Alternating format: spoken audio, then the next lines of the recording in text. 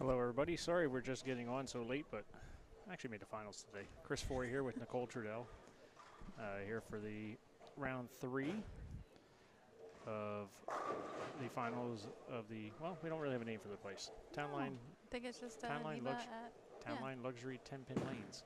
Beautiful bowling center, by the way. The backdrop's very nice. So I'm going to try doing my best of producing and talking, so I'll let Nicole do a lot of it. But in front of us we have, oh, it looks a little choppy. Hopefully we get a good stream, folks. In front of us we have Matt Dzikowicz bowling against Bruce Hall.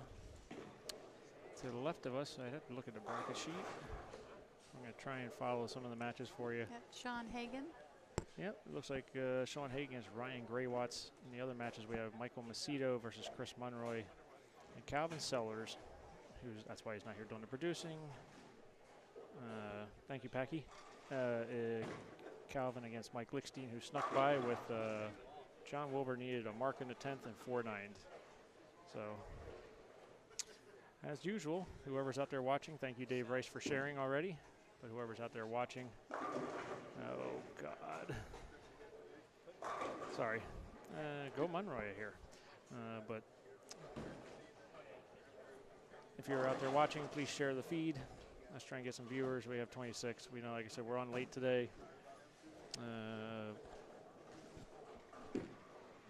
Bounce. Some of the pins have bounced here, and of course it misses a sweep. All right. And of course I just missed that. I'm talking, watching, and not paying attention. All right. And now we have pin on the lane, so it's going to delay things. So we'll go over the Hagen match.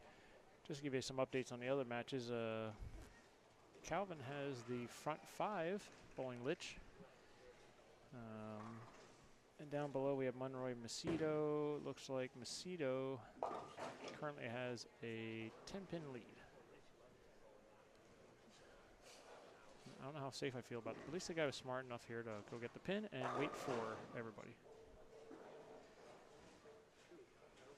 Again, hopefully the feed stays good. Here, you want to watch the guy walk down? Let's watch him go get a pin.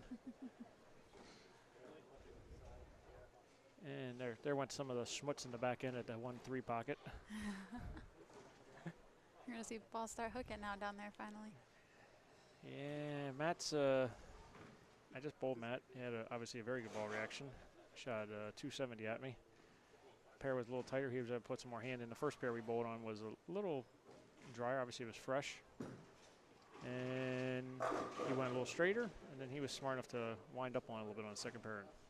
The boss man wasn't. The boss man was tried. Middle of the game, I said, let me try something different, but he was running me over already. Lich making a 7-pin over far left, but all right, folks. In the match featuring Bruce Hall and Matt Dzikowicz, Bruce is currently up by 37. That was a really good shot, Matthew. Read the lane a little earlier. And you see Matthew's enthusiasm. He always leaves a 7-10 here or there, and that's probably the first one of the day, though, that's right? That's 2 in this game, actually. The first frame he left one as well, so I think he's a little defeated right now. All right, so again, Chris Foy here, NEBA president and color commentator, along with Nicole Trudell, last month's champion. So thank you for everybody watching.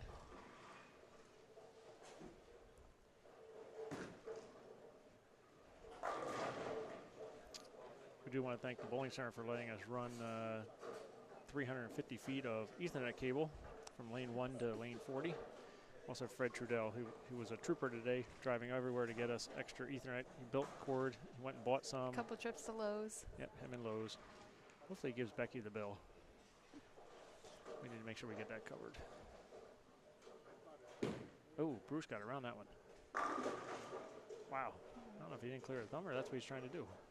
I think it might actually be what he's trying to do. He was way over top of that one. Graywatts with an 8-10. Swishing 8-10. And of course, I'm not watching that one, but here, there you go, folks. It's not, I will tell everybody, it's not easy talking and trying to produce. Saw a couple 8-10s this weekend.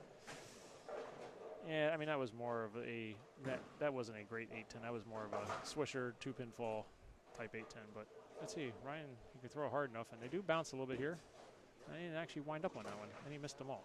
All right, so much for that theory. Bruce taking a re-rack. And in the match featuring, let's see if we can show the Hagen match. And Gray Watts, Hagen currently with a 6-pin lead. Actually more than that. Yeah. More like a 26-pin lead. Calvin. My man Calvin, he loves when you keep it in front of him. Yes. Him in the second hour are you best can keep friends. the ball going straight up the lane. Don't have to go around it too much. He's definitely a tough opponent to beat. All right, somebody's saying, hey, Alex. Alex who? Sorry, no Alex here.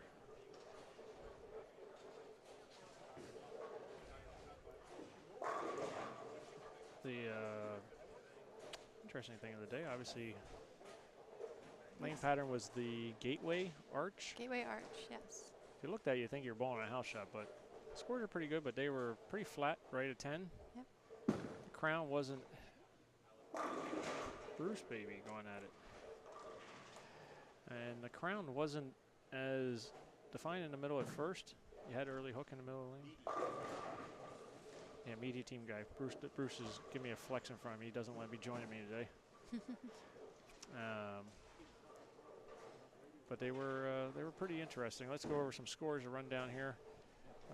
Last night we had 32 entries. Ed Roberts led. Super senior Ed Roberts led with 11:53. And the cut score last night was Sean Hagen. And Matthew with another 10-pin. Sean Hagen with plus 92 was the cut.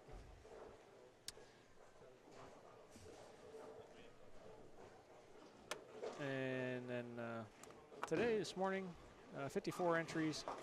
Kevin Tebow led at, looks like it's freezing up there a little bit. This morning, we had Kevin Tebow leading at 266 over. And the cut score went to 11:53, which is Brian Egan. And then this afternoon, we had 49 entries. Calvin Sellers was leading at 256 over, and the cut was 11:55 by Bill Halota. And there goes Gray Watts. He threw that. Boy, it looked pretty fast. And we did have spots off the at-large. The at-large cut was 11:24. Which was Bill Webb, and the super senior cut was 11:09. The women bowled their way in. Nice shot by Matthew, but I have a feeling it's not going to be enough today in this block, unfortunately. Oh yeah, he's not happy, I'll just tell everybody. And then this was one of our Bowling Seriously Women's Cup Series, the third stop of it. And unfortunately, entries weren't great overall. This is a little bit of a hike. I hate to say that too, because it's just. I mean, these folks drive to us. Yep. It's unfortunate, I feel really bad because the center's great. They were very helpful here, trying to get us to get the internet running for the show, and it just stinks. No, actually, Litch, if anybody's asking, Litch is throwing the new hot cell. And Bruce with a flat 7, but it's going to be plenty.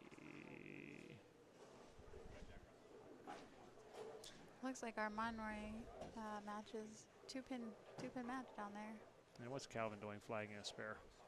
Yeah. I was going to let him go and not mention that. Can't give Litch those opportunities. No, absolutely not. There he is, Michael. Season opening, and he jumps on it. That cuts the lead to 19. Calvin was cruising along. So Calvin just got to put that 9 miss behind him and make a good shot here. Yep. I wasn't the only one noticing Bruce with the extended coming over the top of the shot. No, I noticed his that opponent too. came back and actually said something, which is because we don't see Bruce do that often. So I'm thinking it's part of a game plan because on the spare shot he's not doing it. So let's get a score here. This is the score you're looking at is the Bruce Hall Dzikowicz match. Bruce currently up by 56, so the wheels would really have to come off the bus here to. Good shot there by Calvin to keep himself going in that match. Yeah. So off camera, Again, anybody that's interested in the Lichtenstein-Calvin Sellers match, it's currently a 19-pin match. Sellers getting up for the 9th frame. It'll be Calvin Sellers. And Monroy looks like he shot 2:03 open in the 10th. So Mike Macedo will need to get good count on the first ball and then make a spare. But if he gets good count, he can miss him. He's got one. That's gonna be enough. Stone 8 is enough. Stone 8's enough to win. No, that's 206 with the whiff, or 205 with the whiff. 206. I'm not sure he knows that. He probably doesn't, but he's won by 3 if he misses it. So great shot by Bruce there before. Of course, I'm not on camera. Go back to Sean Hagen here, which 3-6. But if he makes it, he needs to get a good count and a strike to win. To Zygowitz. And his ball reaction is horrible in lane 42. It is not, looks like he made a ball change there, maybe from the phase 2 to the Sherlock, but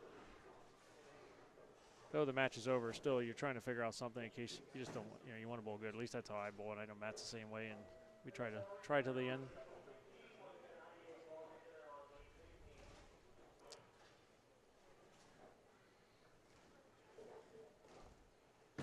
Litch needs them all to force. Litch goes sheet for 248. He really needs them all to keep pressure on Calvin. Big shot here for Hagen, though. Hagen's going to need at least 9 on the first ball. I should say 8. That's a good shot. That's a good way to get 9. Now he needs to get 7 on 2 balls. Hi, Lou. Hi, Coach Lou.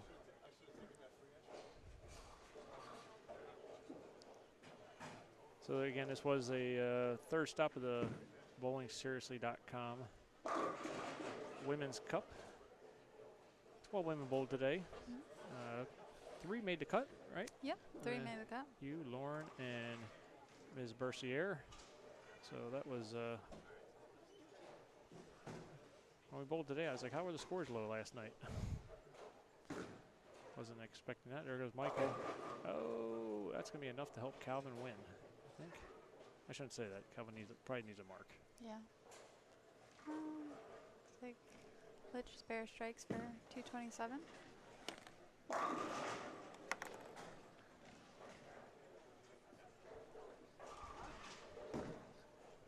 Bruce is forgetting how the microphone system works, and that I can't hear him. I can only hear you, and maybe some people around me. But looks like that's enough for Hagen to move on. Yeah. Yep. And the media team, Bruce is just trying to fill up. The media team's doing well so far. Bruce is advancing, and like I said, Calvin's got 216 at 30. That's not a winner yet. I don't know why Michael's congratulating. Did Michael just go congratulate him? It's not over yet. He might have. Maybe he's confident in Calvin. Because Calvin will need to get, even if he gets 9, he's got 206. He got 2. Yeah, that's enough. No, that's enough. He does enough. Okay.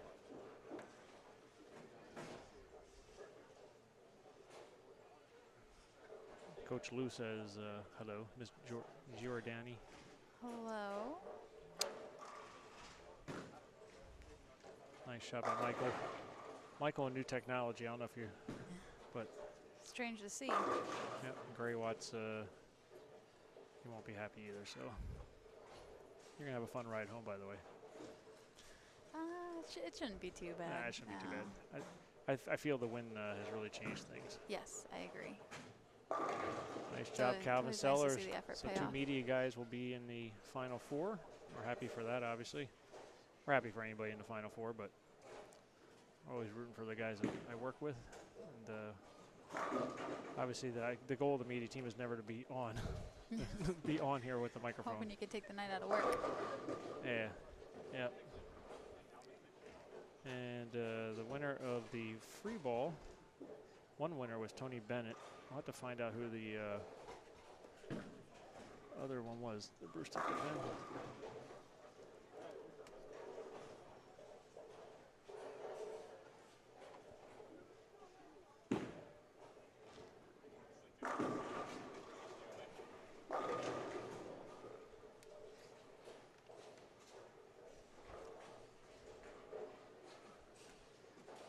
You know, I should just go to full screen. There we go. Now you can see Calvin and Calvin Sellers with a beautiful 267. So we're going to have, moving on, we're going to have Macedo, Sellers, Hagen, and Bruce Hall.